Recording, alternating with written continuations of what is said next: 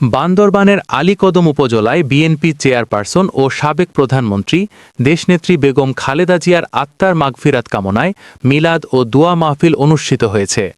শুক্রবার দুপুরে আলীকদম বাজারস্থ বিএনপির দলীয় কার্যালয়ে উপজেলা স্বেচ্ছাসেবক দলের আয়োজনে এ মাহফিল অনুষ্ঠিত হয়। অনুষ্ঠানে সভাপতিত্ব করেন স্বেচ্ছাসেবক দলের আহ্বায়ক আবুল বশর।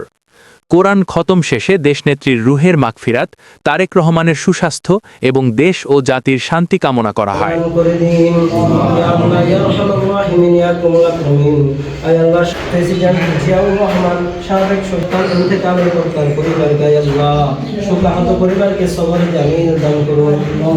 বিশেষ করে তার সন্তান তারেক জিয়া, আল্লাহ তাকে সবরে জমিন দান করুন।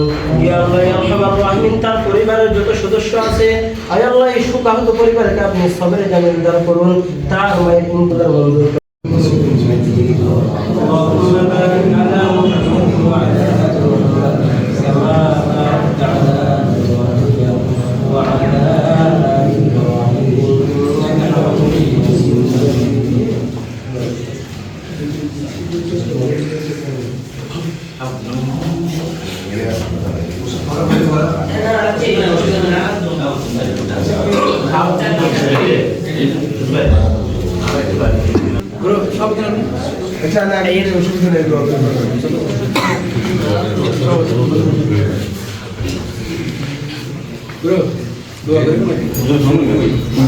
সাবধানে